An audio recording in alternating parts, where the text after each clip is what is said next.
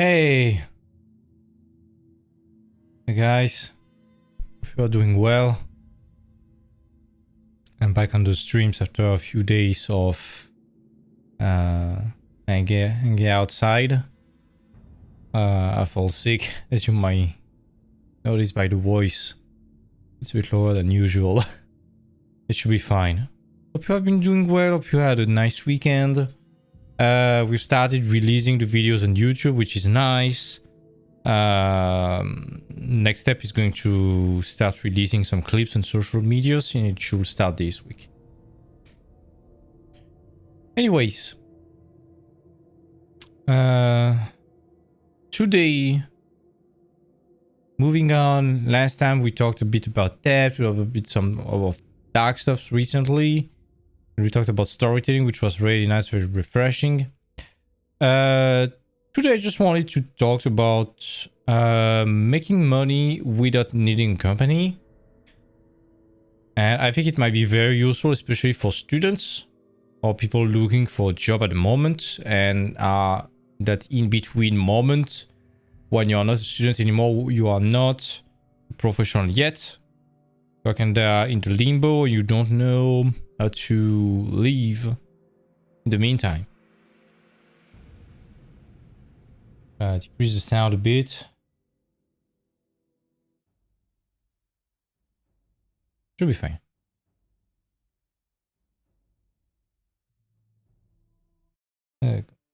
So yeah, this is the main subject. Today we're gonna talk about the different ways you can make money without being full-time in a company or working for any professional client, even in freelance. So there are basically all the other ways you can make money as an artist. In no specific ranking, I will give my grain of salt on all of them. Some of them, according to me, are easier to get money than others.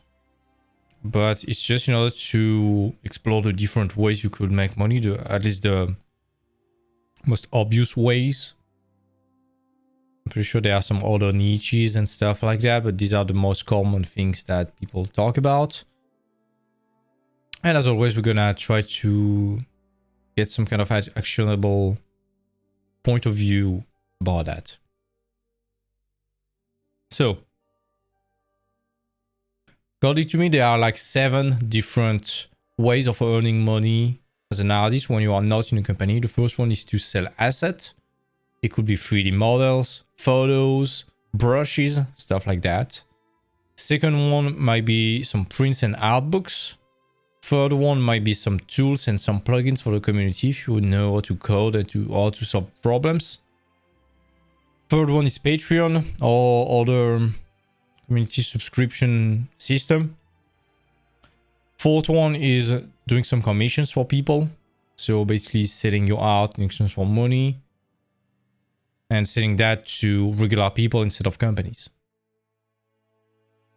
Next one is educational content. So basically selling knowledge to people. The sixth one is a bit harder, but it's still possible. It's about selling NFTs, which is pretty new in the game. At least starting to get known, but it's been here for a while now. And the seventh one is a secondary job. And of course, about the secondary job, we should not consider that as a failure. It might be part of the process, as we have seen when we were discussing about the debt management. So let's get started. So the first one is about selling assets. So basically you are selling maybe some 3D assets if you're 3D models, some insert brushes for ZBrush or Blender or something like that. Maybe some ready-made assets, some textures, some photo packs for made painters and concept artists, or just for the references, stuff like that. I'm gonna share my screen. I'm gonna give some examples. Give me a sec.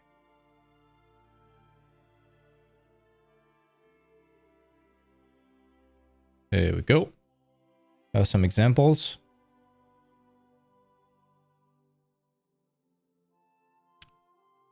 So for me, there are some examples that we could have. Welcome back, Tassila, by the way. It's on a station for this one. But you see these ones are, for example, some ornament packs for ZBrush. So basically some ornament insert packs, insert brushes. You see that there are generally a lot of demand for that. This one has 14 ratings and 13 reviews, so probably sold 5 times more. This one has 22, this one has 24. Fred is very, very good at that. This guy is selling a lot on ArtStation. A lot of ornament brushes, stuff like that. Let's have a look at his marketplace on ArtStation. We're going to talk about the different platforms where to sell basically a bit later. Yeah, you see this guy is selling quite a lot. We have some data, 14 reviews. That's already a lot. That's probably selling 5 times more. So 5 times 7 euros. That's 350 bucks. Not that bad. Same with the clothing and stuff like that. You get the point, I guess.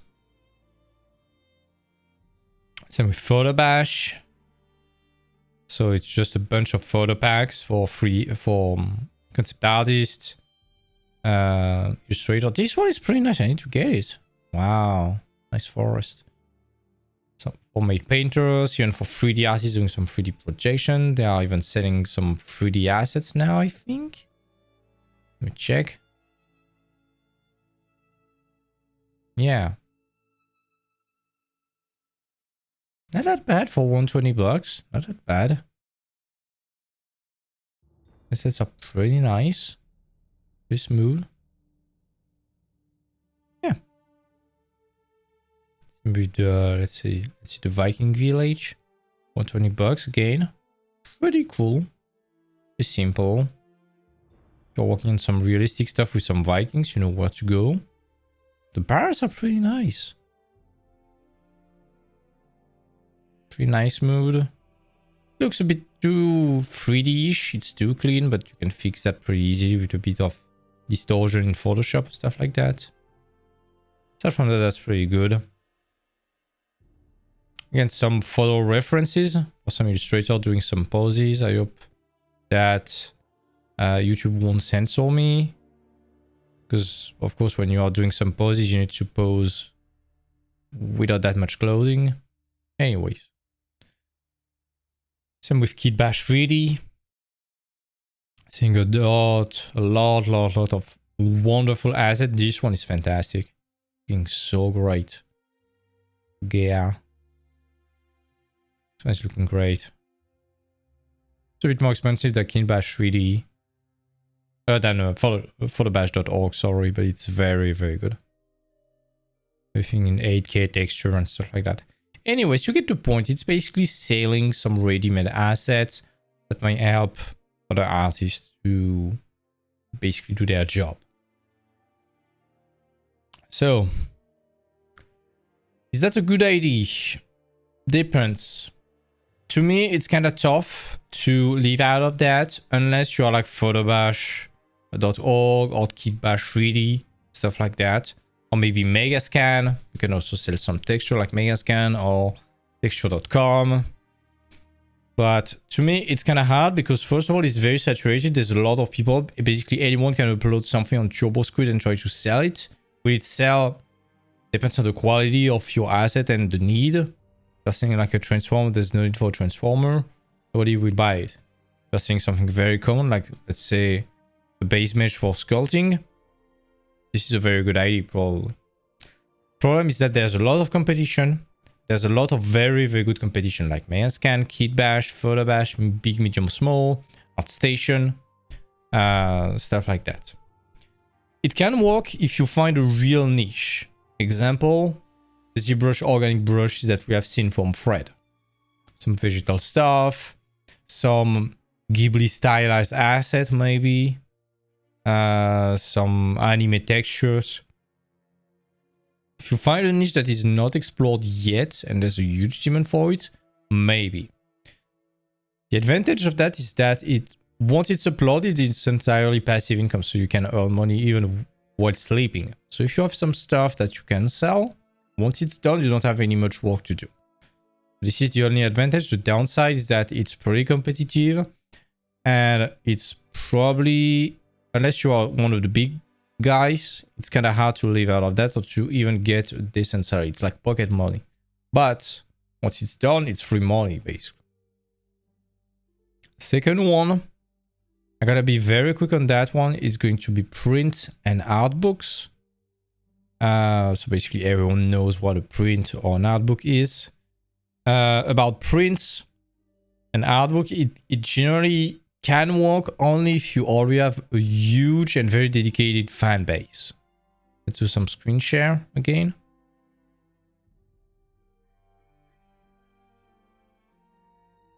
Oh, by the way, this was big, medium, small. This is a new challenger in the 3D asset space, and this is crushing the game. Because, you know, JAMA. This fucking JAMA, it's so great. Look at that. Look at that level. Anyways, art books. For example, Evan Amundsen is a very good example of art books. He has a lot of different books. A lot of drawings inside. It's looking pretty nice. There's a bunch of story. And for Evan Amundsen, it can work because he has a very, very dedicated fan base and good for him. But generally, it's kind of hard. Same with prints. You need to go to conventions to sell them generally. Unless people are willing to buy them from a distance and pay for the shipping. But generally, you are selling them in conventions. So you need to do a lot of conventions in order to sell. And have the prints ready. So it costs you a bit of upfront money, and then you have no guarantee that you will sell that unless you can register some missions that you will sell, print and sell later, basically. The advantage of that, if you have a very dedicated fan base, is that again it can work, you can make a lot of money, but the downside is that if nobody knows you, nobody will know your art, and nobody will be faithful enough to get your art, basically. Again, if you find a niche and can work. Another thing that can be nice is that basically with the prints, I'm starting to forget what I wanted to say. The dedicated fan base. Yeah, and also, yeah, what is good is that if you find a website and you accept that the website takes a small cut, again, it's money while you are sleeping. You don't have anything else to handle, which is good. Because the big downside of that, especially prints and art book, if it's manual, if you are not working with an editor or printer, you have to handle shipping and shipping tracking by yourself, which is very stressful, very time consuming, and everyone worldwide knows that the mail delivery systems in the US, in Europe, in France, wherever, they very, very often lose tracks of your package. So if you can automate that, even if the company is taking a cut, you don't have to handle any of the troublesome stuff, it might be worth the price. That's my opinion. But art books, this is a bit harder because books cost a lot of money to be made. So you need to have an initial upfront funding, you know, to do that. So generally you are doing a Kickstarter or something like that. I kind of don't like Kickstarter for having run some for some different studios. Kickstarter generally takes a huge cut, then you have VAT and taxes. Then you have to pay for the pledges. And then you don't have that much money for what you want to do. But that's up to you. There's way more videos about how to do successful Kickstarter and how to manage your finance with that. But in my opinion, Kickstarter are not the way to make a shit ton of money unless you are in the tabletop RPG game and stuff like that. In that case, you can make a shit of money. And we're gonna talk about that. This is another category we can do. So prints and art book, yeah, you need a very large and dedicated fan base. And sometimes you need someone from home money. Next one, some tools and plugins. This one can be very good if you are seeing some good add-ons or plugins for some softwares like free software, Photoshop, stuff like that. Two downsides. First of all, you need to code or have a buddy willing to code for you. Also, you need to answer a very, very big problem if you want to be successful. If you are just doing a plugin to do something that is already possible to do, not good. If you have a plugin that in one click does something that takes 10 minutes, that's when you are making the money. Let's have some examples. Again, Audio Jamma. Quick Curve plugin, fantastic addition to Blender. Basically, that's 3D code in Blender, which is incredible. Look at that. This code is good. So Quick Curve, very huge addition. Quick Texture, again, huge addition if you don't know it. Same with Quick Shape, it's fantastic. Again, trying to bring 3D code into Blender. But Jamma is teaming up with Alexander Klimnik. He's a coder and an artist. And basically Jamma is figuring out the problem to solve and Alexander is figuring out how to code that into Blender basically. Same with the Blender market. There's a lot of different stuff. For example, Botanic. Solving the big problem of how do you make vegetation and trees into Blender quickly and in the resource effective way. Same with Autorig Pro, Pure Sky, Hardops, Boxcutter, which is huge modeling tools. The one I like is eCycles. Not sponsored, by the way. I really appreciate eCycles because it's like 3 times faster than regular cycle. And you save a lot of time with the denoising and stuff like that. It's very good. It's all the money.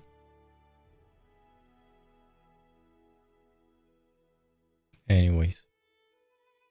There's a demo at $1. At the time it was pretty nice. But this one just for $20 is already worth it probably. Because you have denoising, which saves you so much time. Same with Botanic, same with all that stuff. So. Whoop. Is that one good? Yeah.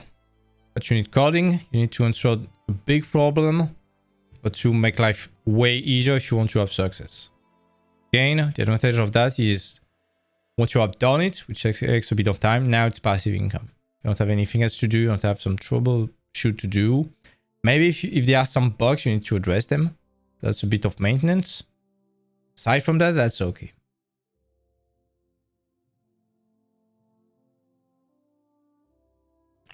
So, yeah. That's pretty nice. Next one is Patreon. I'm gonna go very quick on this one. It's pretty similar to prints and art books. You need a very dedicated fan base. And you need to bring value. You need to bring nice content, nice picture, maybe some tutorials, some value to people pledging to you, basically. So you still need to create content, you know, to earn money, and you need to do that every month. So if you are okay with that and people are willing to pay money for you, no problem, you can do that. But just make sure that it's profitable. Make sure that the amount of time that you spend on the products that you are putting on your Patreon, the money you would get from that every month would be average, at least above the minimal wage. Other than that, it's not very worth it. At the beginning, it might not be worth it, but if you see potential growth in it, maybe sticking to it might be the intelligent way. You need to suffer a bit at the beginning, you know, to get it easier, get it really profitable. Because at the beginning, it might not be really profitable, but on the long run, if it skyrockets, you can scale everything. Basically, you have one tutorial to do, and instead of selling that to 5 people, you sell it to 5,000 people, which makes a lot more money. Let's have a look. Examples. Example is Lop. I hope that's the correct way to pronounce his name. But Lop. Around almost 6k patrons. Let's say that they are all paying €1, which is probably not the case, but just everyone paying €1, that's 6k per month. Almost passively, just by drawing your art and sharing that. That's okay. That's okay. Not bad. Even the bigger term, what do you have? You have the full-size comic, which is updated every time, so not that much work. Live wallpaper, so no work at all. The brush set, no work at all. PSD file, no work at all. Live wallpaper version. I don't know what it is.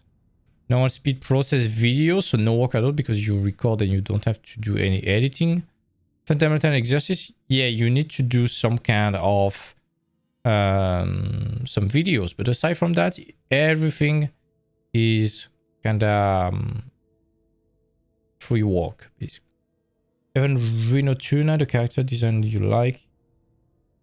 Yeah, he has 350 patrons. He's making on 3k per month just from Patreon. Wow, that's a lot. Yeah, Patreon is really a good way to scale that. Because basically, how do you make 10,000 and K a month? You just need 100 person willing to give you 100 euros. Or $100 per month. Or 1,000 people willing to give you 10 bucks. So, it's in that way, not hard. Or 10,000 people willing to give you $1. Yeah, 500k followers on Instagram. Yeah. That's why you need a huge following base. The one that is very famous is Rostran. Rostros. Same, he has above 4k patrons. So let's assume everyone is paying just $1, which is probably not the case. That's already 4k passive per month. Let's have a look at the $50. What do you need? Oh, we need to see the others packs. So high-res final illustration, no work. Patreon Discord, that's fine. Video IP feed access, that's on the Discord, no need to work. High-res process photo, this is like 10 minutes of work. Paint over demo, so that's already something you need to recall. Time-lapse, it's a bit of editing, but not that much work. It's like 5 minutes plus rendering speed. Then full real-time video, no work at all, plus voiceover. If the voiceover is done in real time and not afterward, that's fine. Tutorial lesson handout, that's a bit of work to do. Brush pack, no work. Discount, no work. Advanced brush set, no work. Discount card, no work. First access to unreleased merge, no work. Quick tick paint over priority. Okay, that's a bit of work. Yeah, it's a mentorship program. Yeah. But that's just on Patreon. That's just the example. Assuming that the Archmage is and the Wizard is to access the bootcamp class, so the mentorship class. There's a bit of maintenance, but if there's a lot of people paying 52, let's imagine that everyone is paying $52. Or just half of that, and that's already 100k. That's a lot. Like 2,000 people paying 52, that's 100k. That's a fuck lot of money. Anyways. Next one I would like to talk. I didn't add it to my my list, but that's some that's to handle the 3D asset selling. Some niche you might want to explore is 3D printing miniatures.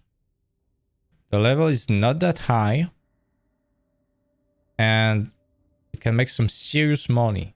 So just selling the 3D models as STLs. Sometimes the models are pretty awesome, like this guy, the Lord of the Print. Doing some crazy good models. But got used to ZBrush. Let's have a look at that goblin. You see that the amount of detail is not that high. And these are the higher end of the spectrum. For example, if we look at... Oh no. There are a bunch of very bad miniatures. But let's have a look at this one.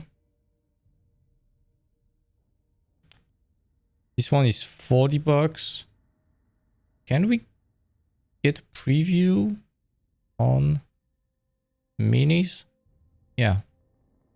You see that the models, it's not very hard to do in ZBrush, in my opinion. Can I get a preview of the skulls? Yeah, I'm sorry, it's not in full resolution, but it's not very great. That's something you can do just with Dynamesh. You don't need to remesh or to redo everything, so it can be pretty quick to do. Something in symmetry like that, you can probably do it in like 2 hours. So a lot of people are making some serious money with that. Can I get some heroes? Let's say, I don't know, wizard. There we go.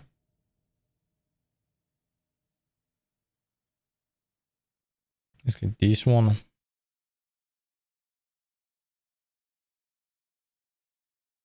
Probably a lot of people bought it. Honestly, it's pixelated. It's not that great in terms of skulls. For miniatures, that's fine. Compared to what you see on some ZBrush demos on ArtStation with ZBrush, it's pretty easy to do. Can be a way to make a lot of money. And for miniature, that's fine. That's enough. Sorry, this was a small parenthesis. Next. Next one, let's talk about commissions. This is a huge piece of how to make some incomes as an artist when you are not in the industry. This one is kind of tricky. It's not as obvious as it seems. Because a lot of people might be like, hey, I'm an artist.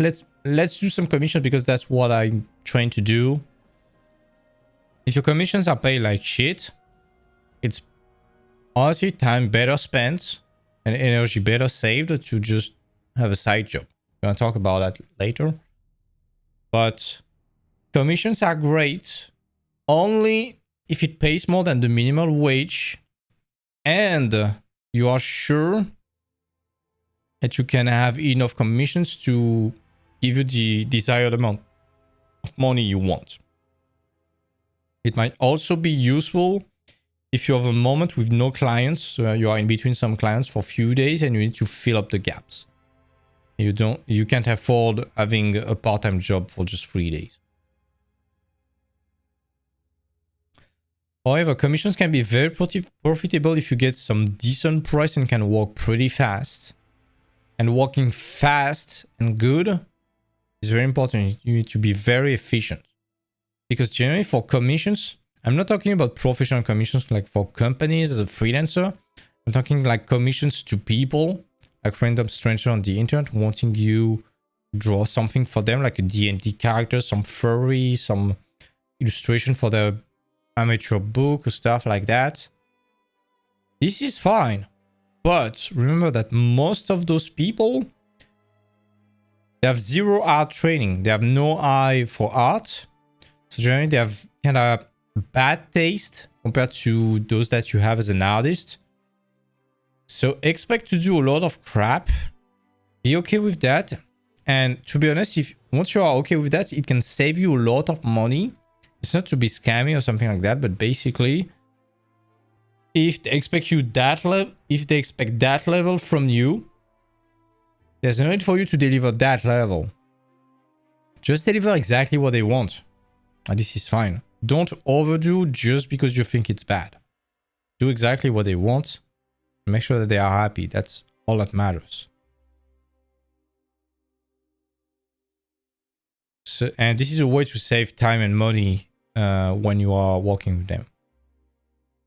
Another nice thing is that if you manage to find a niche of very hardcore fan or something, you can make some serious bucks. Some examples, I'm sorry to talk about those, but for example, furry, some sexual fetish on DeviantArt and stuff like that. If you are into this kind of stuff and you manage to establish yourself in that niche, people wanting that are willing to spend a fucking fortune. I'm talking sometimes you have like 900 bucks drawings for something that regular industry concept artists could make in like 2 hours. Because it's so bad in the technical standpoint, but it didn't source the niche so well. So niche, you can make a lot of money. And if you are good plus in a niche, you can make a shit ton of money. Just look at, for example, I don't know, Therapy, Sakimi-chan, stuff like that. They are very high technical level. They are making serious money. Because they have the high level, plus the fetish, plus the niche. Another nice niche that is not naked related might be D&D character art. There's a huge demand for D&D fantasy art. Let's have a look at that. That's a group that I like. I've been having a lot of commissions in that space. This Facebook page, I'm sorry, Facebook is a boom of things now, but this page is still very good to get some commissions. They have a Discord channel, but it's not that active. But this one, see, this is a niche. On technical level, it's kind of bad. I mean, not to shit on the person, I don't care, but on the technical standpoint, when you are a concept artist in the industry, this is kind of not professional at all in terms of level. But enough like, and I'm pretty sure there are some people willing to buy for that. Because it's niche, because it's fetish, whatever. You see, the level is not that hard. And there's a bit of every level. This one is kind of on the higher end. But basically, there are some amateurish stuff. Not to shit on them or to diminish them. But they are selling at amateurish price. And there are some pros selling at pro price. There's a bit of food for everyone. And honestly, if you can't afford being the cheapest one, there's no advantage of being the second cheapest one. You better be on the expensive side. I was definitely on the very expensive side. But some stuffs are pretty nice. Depends. This illustration is pretty cool. Could be an illustration for Grant, no problem.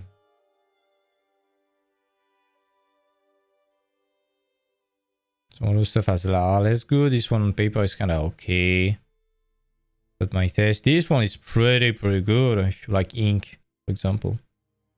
So there's a lot of stuff to do. This one, this style. Oh my god, if you have this style, just sell your stuff. You're gonna sell them like hotcakes.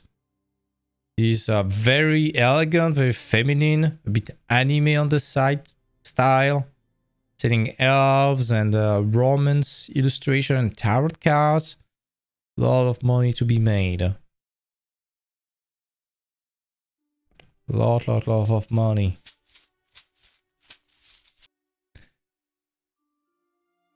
Let's just have a look at her Instagram. Oh yeah, serious bucks right here. Serious bucks. There's a lot of manga stuff. And probably some older stuff right now. But the latest ones, you do D&D art with that style, you make some serious bucks. There's a bunch of weebs in D&D. Not to diminish them, nothing against them. But there's a lot of that.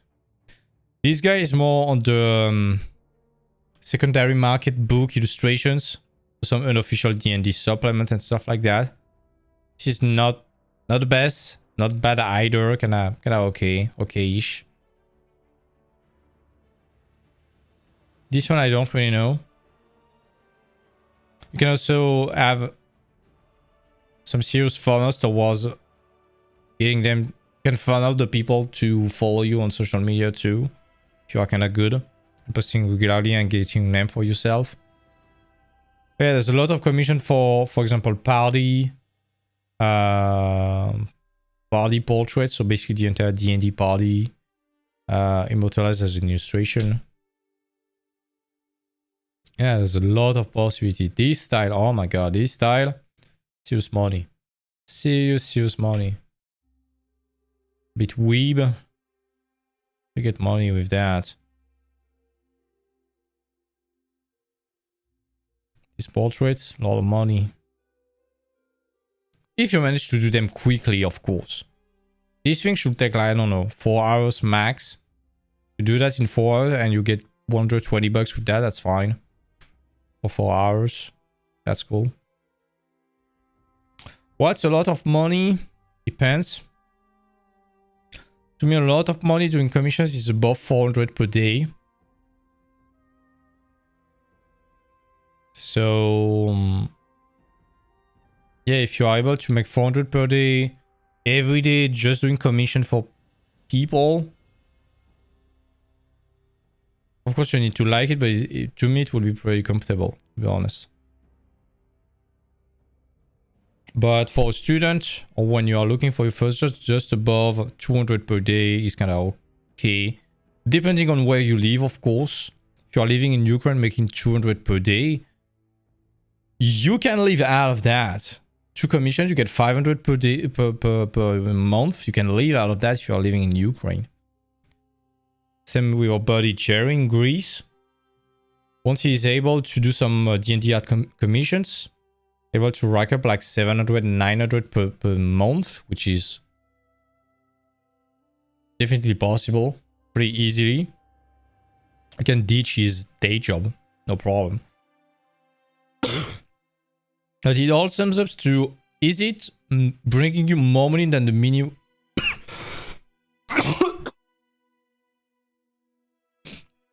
Sorry. Is it bringing you more money on a hourly rate than the minimal wage job? Jerry, for the moment, is working at a minimal wage job. I think he's making like 700 to 900 per month in Greece, which is okay in Greece, but not that much on the international side. So just getting 3 or 4 commissions might be able to pay the same amount of money to him without working at night. So in that case, that's good. But if you're, for example, living in France and all you can gain while working 60 hours per week is like around $500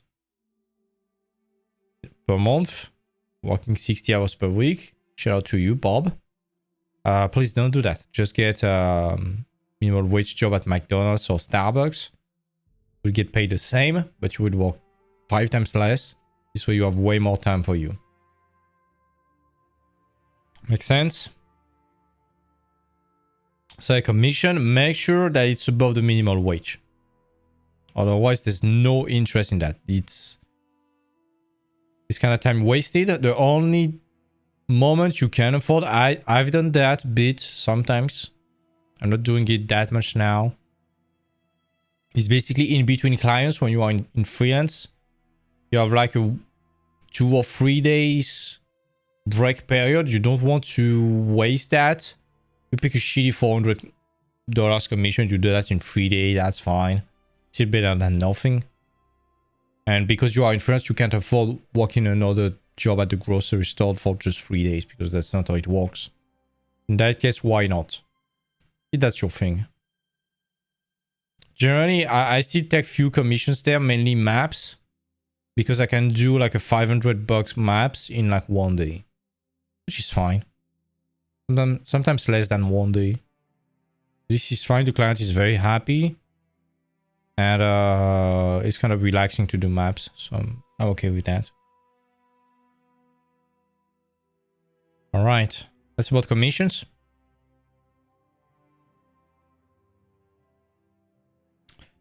And yeah, if you've managed to find a niche of hardcore fans, you can make some serious money. Like, I don't know, 800, 1,000 per day. Easy.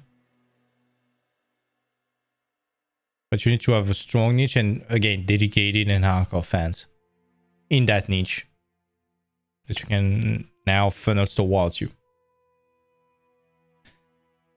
Next one, my favorite one, is setting educational content. This is a bit easier at the beginning because you need a bit of credibility and experience. But educational content, again, you just need to record that. You need to solve a problem. And once it's online, put for sale, you don't have anything else to do. You don't have some shipping. You don't have to handle some bugs, to do some patches to software or whatever. It's done. Once it's done, you have nothing else to do. It's 100% passive. You earn money when sleeping. Plus, it's kind of good because the demand for knowledge will never go away. It's always expanding thanks to the internet, so that's fine. If you look at everywhere now, in any domain, everyone and their mother wants to sell you some course today. It can be learn to cook, learn to draw, and to do the gym properly, or to be healthy, or to be vegan, or to be carnivore, learn to drive, or to repair a car. A lot of courses about everything. When you look at Squarespace, not Squarespace, Skillshare, sorry, stuff like that, you see that there's an endless demand for stuff. Plus, there's always a fresh fresh influx of beginners eager to learn. So this market will always renew itself and never go away. So if your product is good, is timeless, you'll get every new generation of people willing to grab it, to learn from it. Of course, you don't need to be a master to sell some tutorials. You just need to be, quote unquote, one chapter away, one chapter in advance compared to your students. If you have seen that movie called Catch Me If You Can, the main character is a con artist and he's pretending to be a teacher while he never taught before. And when he got caught, his secret is like, hey, you just need to be one chapter ahead of your students. Of course, if you're doing some mentorship and stuff like that, that's different. But just for courses, let's say you are learning ZBrush from start and you figure out a way to enter that properly and easy, and you are able to explain that properly and make sure that people are able to understand as easy as you did how to use that, might be a way. What I find scary with comps is how regularly you will have clients. If you have a good level in this niche, it's hard to find people.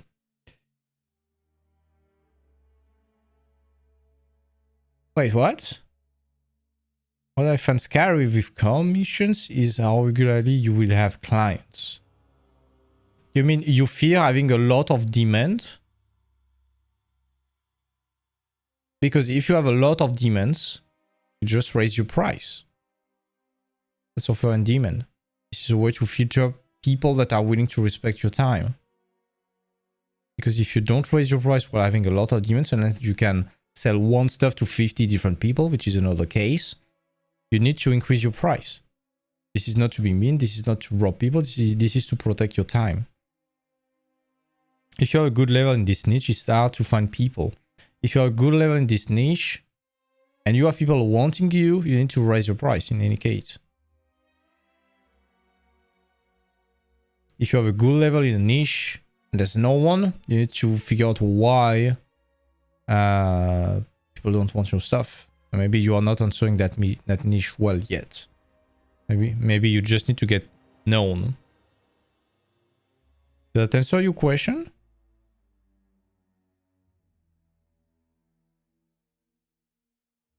In any case, you just need to be above the level of people you are teaching. Plus, if you are just a bit more experienced and not a big master with 15 years of experience, you are kind of more relatable to them. You are scared of not getting clients. Okay, in that case, yeah, advertise. Don't appear as needy. Don't appear like, hey, please buy my coffee, I need money to eat my food. No. Act pro. Act like a fucking rock star. Like, hey guys, I'm doing that. Look at my work. You don't tell you're the best. You let your work tell people that you are the best. My price is this. You can contact me. I never put my price on. I never put a price sheet. I always let people DM me. That's just my opinion, but sometimes it's different. But if your work is good, you shouldn't be afraid of having steep price. And yeah, communication. And if you are in the D&D channel, don't show Space Marines and Stormtroopers. It won't work.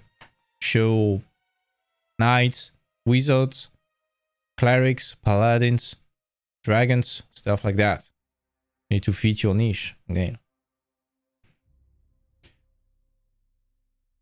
For educational content, the most important thing is that you need to solve a problem. If it's like, hey guys, let's learn Photoshop from scratch, everyone has done that. If it's like, hey guys, let's learn how to do some Ghibli style texture painting, and there's no one on that field, you have a niche. Especially if there's a demand on that. So we're like, hey, let's learn anatomy. Kind of hard. Let's learn how to do some cat folks or animal folks and mix them with human anatomy. In that case, that's more niche. There's a demand for that. See what I mean? You need to be sure when you are looking at a niche that basically the problem is not solved totally. There are some frustrated clients. So basically, let's say you want to do a tutorial about 3ds Max, like how to unwrap UVs on 3ds Max. Something you should do is look at your concurrents. Look at everyone else setting something similar. Look at the comments, look at the bad comments. And see what's missing, see what's bad, and try to address that. This way you get the frustrated clients towards you. And if you manage to fix the problem that other tutorials have, these guys will be faithful to you and thank you.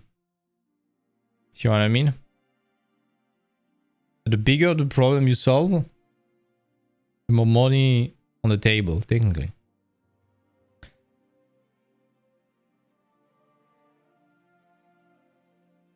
Sure. Make sure not to say anything interesting. I don't know. We'll see. I hope everything will be interesting in the next 15 to 20 minutes. Otherwise, what the hell are you looking at the stream? Anyways. About educational content, avoid selling that on digital art marketplace like ArtStation. It generates some kind of negligible traffic unless you're on the front page.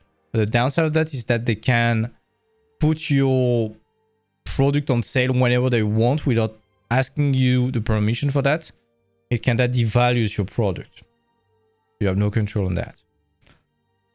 The platforms that I like, that pretty much everyone will tell you are good, are Gumroad. Gumroad is good, plus it creates some kind of mailing list if you want. They are not too greedy. The other one that is pretty good is teachable.com. In my opinion, this is the best platform to put some educational content. It's behind the paywall, it's protected very well. It's showed in a very, very good way. You can have your own domain name. It's pretty good. Let's have a look at some things. For example, this is Gumroad. This is Jama's Gumroad. He's selling a bunch of assets at the same times. But when you go a bit down, you see real-time environment design in Blender. 141 reviews. 5.9 out of 5 average. So let's assume this is at least 5 times more people buying the stuff. Times 5 times, what's the price? 59. 59. That's 41 grand. That's a fuck ton of money, especially in your sleep. So imagine that on all these tutorials. This Gumroad is worth several millions probably. At least $2 million, I guess. That's a lot. Jama 100% deserve it. Because it's providing value. It's explaining how to make some vehicles, how to use grease pencil, how to create cinematic cityscapes. So much stuff. And every new beginner will discover that, see that there are some good reviews and buy it even more. Another example of educational content is Learn Squared. I love that website. I've done a lot of courses. Sorry. But yeah, Paint Like the Masters. This is the next one on my list. Stylized environment design in Unreal, this is so cool. Visual storytelling, I definitely want to do it. Organic sculpting, I want to do it. Advanced matte painting, I did it. It's fantastic. Unreal environment might be pretty good. I did the 2D sequence illustration. It was nice. I did the 3D matte painting. It's fantastic by Steven. Concept art arc is fantastic. Production concept art is pretty good for learning Blender. Wall building is fantastic with Paul. Sketching anything seems to be pretty nice too. Also fast modeling if you are into that with Fusion. And some CAD design is good. Houdini, I really want to do it. What you might painting, it's fantastic. Concepting zebras is very nice. Environment painting with match is fantastic. Narrative concept art is, in my opinion, the best tutorial they ever had on the platform. 3D concept design by Jama is fantastic too. Sorry, I'm coughing a lot. I'm sick. But yeah, it's a bit more on the expensive side, but it's very good. And honestly, if you are able to have 11 hours of training by a pro like that, bringing that much value, it's 100% worth it. When you are starting, you might not be able to sell that because you don't have the prestigious name yet. But let's say you sell it for just 50 bucks and you sell 50 of them, that's 2.5k, which is already a lot of money. Okay, so that's about saying educational content. I read at Gumroad. Oh, let me show you Teachable.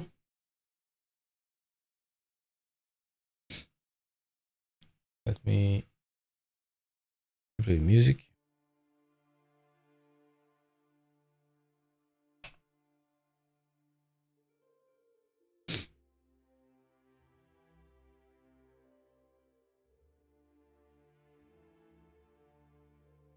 Teachable is that platform. It's pretty nice. Pick this one. Your home filming studio. Let's have a look. I have no idea what it is. Oh, this one is free. Okay.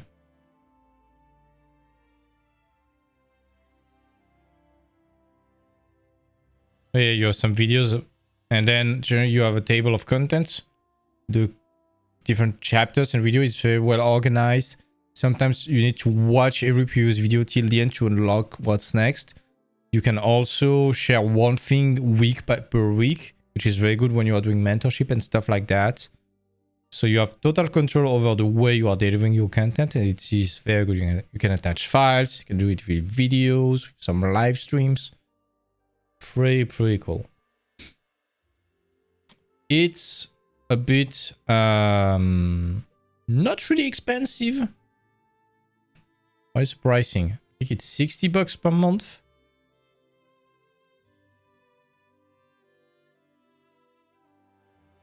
Wait, there's a free version now?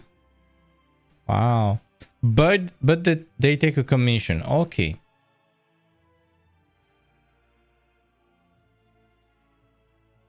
Yeah, and basically you can start the free one. They take a cut. But then with the second one, you have a member-only community and private student community, which might be kind of good. Plus some of the features. So yeah, but at least you can start for free, which is pretty cool. It's pretty new, by the way. So there's no excuse not to use that. It's probably to concurrent Gumroad. This is pretty cool. Next way to make money between work without a client. Sorry, I'm still sick. I'm still very tired. Next one is kind of hard, kind of strange. Some people succeed at that very well. Some people don't succeed at all. But it's NFTs. In that year of 2021, we have seen some pretty life-changing events with NFTs. People saying stuff for millions of dollars out of nowhere.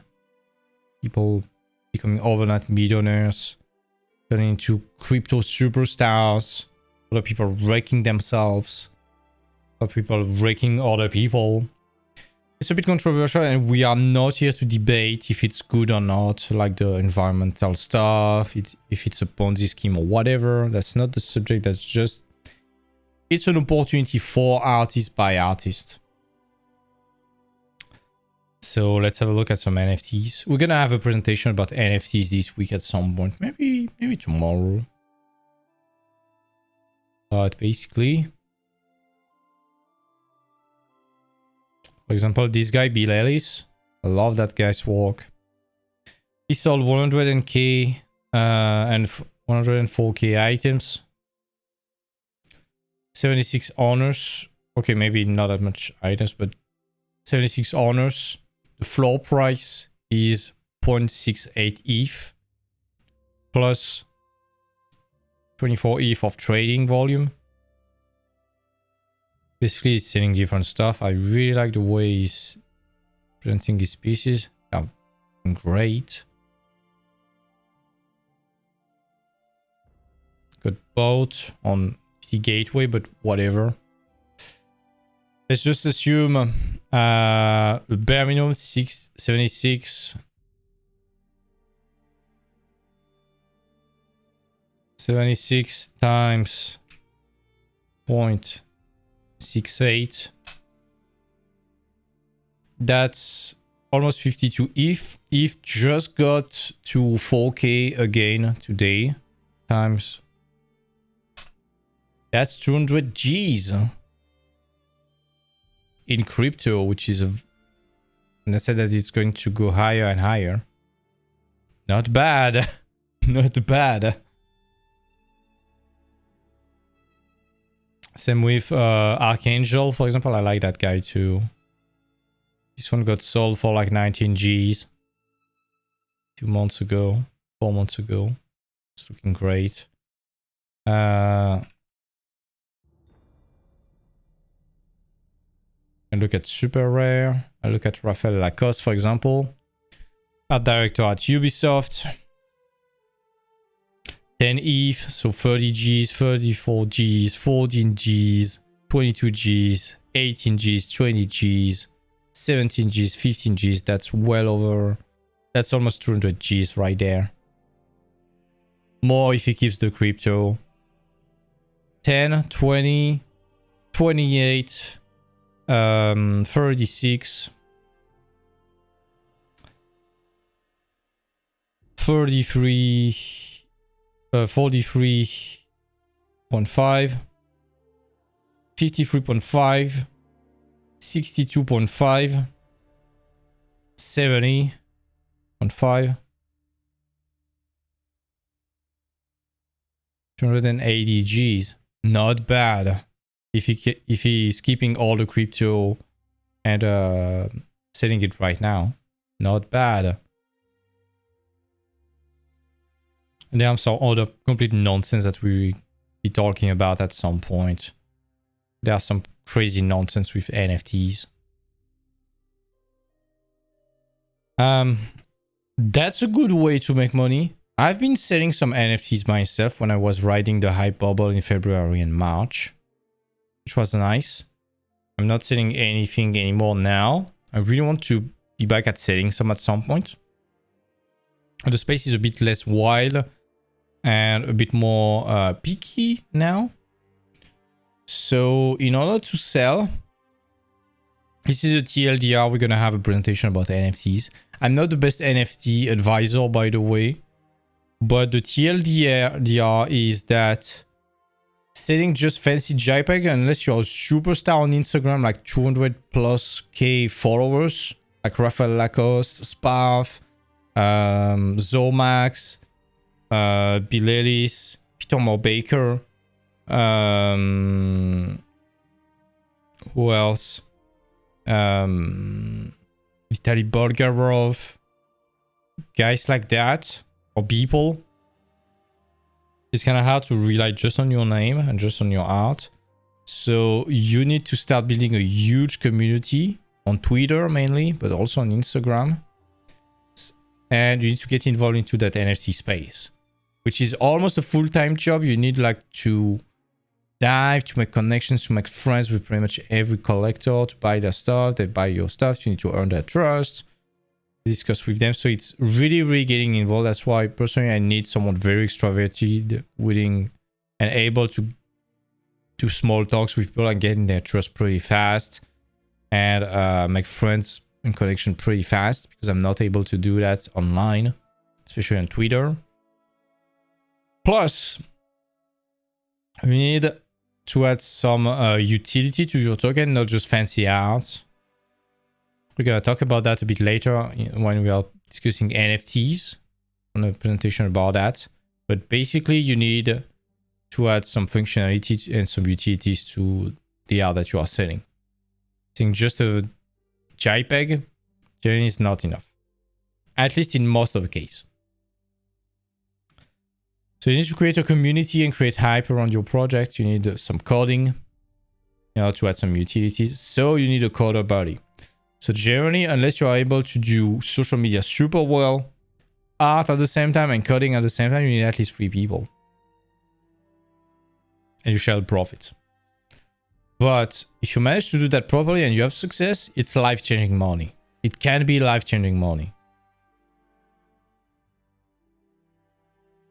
Plus, if you invest and flip NFTs, you can make more money or get rents depending on how good you are. If you are good at that, you can make life-changing money. No joke about it. We're gonna see that in the NFT presentation. We're gonna do that. Let's say we're gonna do that tomorrow, YOLO. Why not? But there are some absurd level of money in that game. That thing. That's crazy. So that's for the NFT part. Can be life-changing, but pretty not hard. Not impossible. But it's an entirely new skill set that you need to have and develop. It's like learning a new job. Because art doesn't really matter in NFTs. Again, in 99% of the case.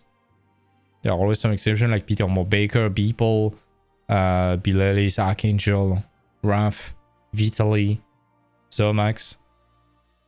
But most of the NFT native artists, nobody gives a fuck about their art. Like some guys like Pack, he's selling cubes. They are selling for a fuck ton of money. Same with the CryptoPunks. They're just a bunch of simple pixel art characters, nothing exceptional in terms of art. But in terms of value, one CryptoPunk is a minimum of 105 ETH now. That's 440 Gs. This is crazy. For a 24 by 24 pixel picture. I'm gonna see that tomorrow. Be ready, is going to be absurd tomorrow. Finally, last option. A secondary job or another job. In the meantime, it can be truly worth it if you can't get commission above the minimal wage or not enough commission. Let's say you have that objective, you need to get 150 euros or dollars at the end of the month to pay your bills. If you're not able to do that with commissions without killing yourself like 60 hours per week, hello Bob, as always. Maybe if you can get that in like 20 hours instead of 60, it might be worth considering a secondary job instead of forcing yourself to do some shitty commission and using your time. The main goal at first is to find a decent job in the industry. So in the meantime, when you need money, you need to be time efficient, to have as much time as you can to do your portfolio while still having the money to pay your bills. And working 60 hours per week to just pay your bills, it's okay, you are paying your bills, but you don't have time to work on your portfolio and redo it and improve it and apply it to your company and handle hiring process and stuff like that. So it's not the best thing. Let's take the example of Bob again, working 60 hours a week to earn 60 hours per week to earn 600 euros per month. It's not even that, but let's be generous and let's say 600 euros per month. Maybe good in some places, but in France it's crap. Just doing a 10-hour per week job at McDonald's earns you the same amount of money. And you're working 10 hours per week instead of 60. This way you have 50 hours available to work on your portfolio, which is more than enough to get your portfolio entirely redone from scratch in like 2 months, if you have a plan. And this way then you can apply to companies. But Bob has been doing that for years and years and years. His portfolio is still not done yet. And has still even not started. And Bob doesn't understand why he doesn't have the time, the energy to do that. Despite him wanting that. Maybe that's because you are eating all your time and energy into something that is not profitable. Sorry, Bob. So yeah, if you can't get above the minimum wage when you are doing commissions, don't do them. Unless it's just to fill up a very small time frame. Like a 1 weekend. A 1 weekend per month, don't have a part-time job unless you can find one that is willing to get you for 1 weekend. But generally, a job is at least half the week. Or maybe 10 hours per week. So, yeah. Can 10 hours of your commission be better than 10 hours working at the bar or at the grocery stores? Just do the math. If your commissions are better, do them. If your job is safer,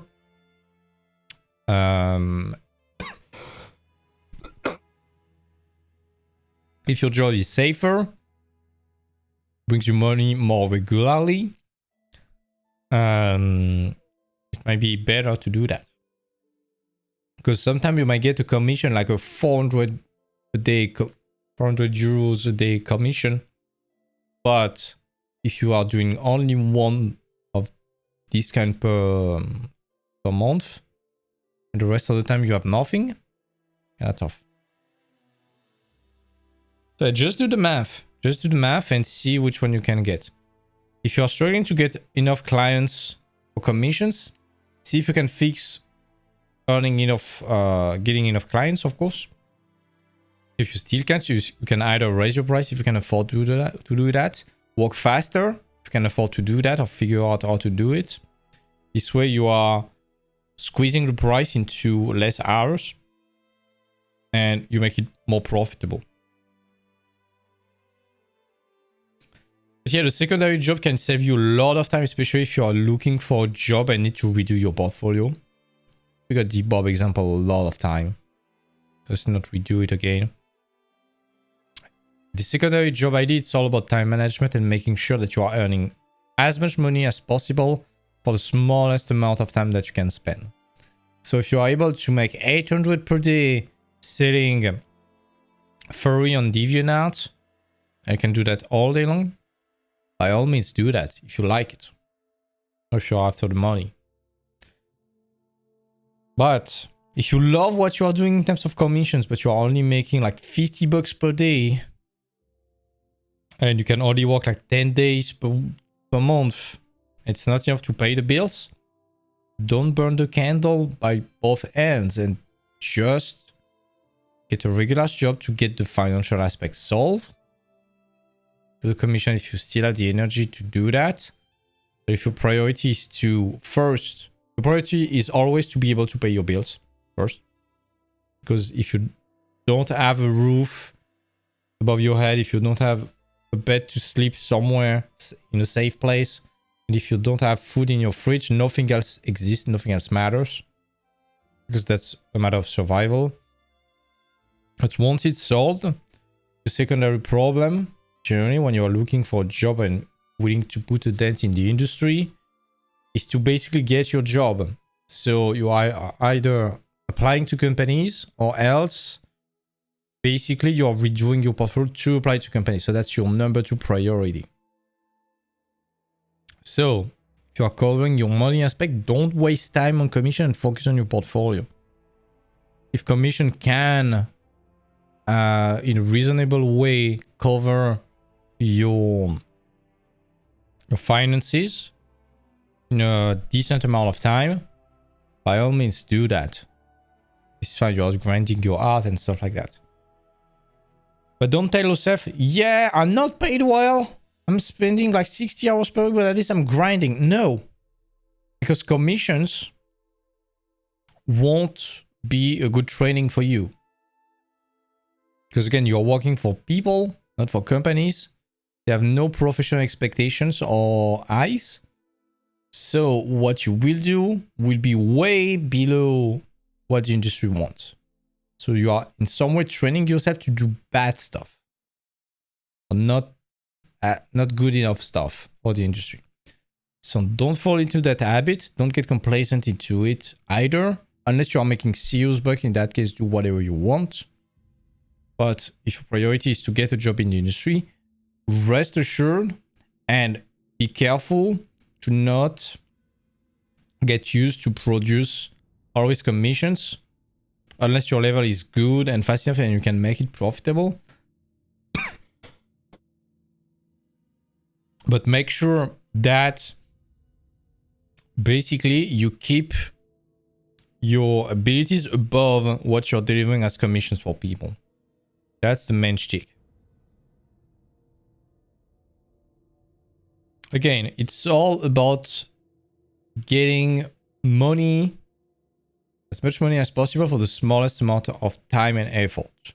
So selling assets, a lot of efforts at the beginning. Once it's put on sale, there's no effort anymore. Good. Prints and art books. Lot of efforts. And sometimes a lot of money at the beginning. Lot of troubles. And a lot of work after to handle the delivery. So unless you can find a company able to handle that for you, even if they take a cut, it will eat a lot of time to you. Tools and plugin, again, a lot of work at the beginning. Maybe a bit of maintenance if you need to fix some bugs. But once it's on sale, it's free money. Patreon, it can be a regular amount of money, so it can feel pretty safe. This is the advantage. But there's also a bit of work to provide every month. So it's not fully passive. Commissions, it's not passive at all. It's very hard to scale that. So first of all, you need to have enough demands to cover your needs. Then if you have enough demands, you need to raise your price to respect even more your time and to squeeze more money into the same amount of time or even less amount of time. This way you respect your time even more and you get even more and more people willing to pay you higher. And this way you get full with only clients willing to pay you higher. If you have if you can't be the cheapest people on the market, you have no advantage on being the second cheapest. So you need to be expensive in that case. Got it? Educational content, it's easy if you are able to solve a problem better than anything else. So for that, check your concurrents delivering similar products, see where the problems are and address that.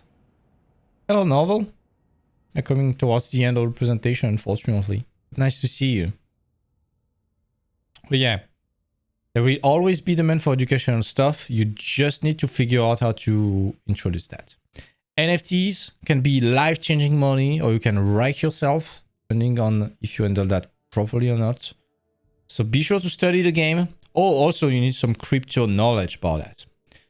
You need a coder, you need a social media guy on Twitter, you need to connect with people, and then you need to have a solid product and build a community. Get a deeply involved community. And secondary job, it can be very good to save you time while paying your bills in order for you to afford the time to do your portfolio, basically. It's not a mistake, it's not a failure. It can be a smart move, actually, as we have seen in the money presentation for the debt. All right, that sums up the presentation for today. I'm going to join the Discord. If you want to hop up in the Discord and ask some question, you can. Here we go. I've joined. If you want to join, feel free. If you're watching on YouTube, as always, this is my usual speech. Feel free to subscribe. Feel free to drop some likes if you found it useful. Feel free to comment if you liked it. If you disagree with that or want to share some other points of view, feel free to discuss that in the comments in a civilized way, of course. But this way we can find some solutions together. If you want to further testify about those points, feel free to do it also in the comments. Feel free to join us on Twitch, because this is the best way to interact with everyone. And you can also join the Discord down below if you want to join our community. All right. Is there any question in the chat? Or is there anyone wanting to join the Discord chat, you know, to have a small discussion? I leave like 1 minute. If there's no one else, I'm gonna stop the stream. By the way, tomorrow I should be no, on Friday. What day are we? Wednesday. Okay, on Friday I should be able to start doing the painting sessions after the streams again, because I'm almost done with my clients, and then I will have the time to do that. And pretty much basically after every presentation we stop the stream, we restart it instantly, and we are doing a painting paint and chill session together. You can do your homeworks and stuff like that. Yeah, no problem, Nova, no problem. The replay will be on YouTube tomorrow at 6 p.m. CET.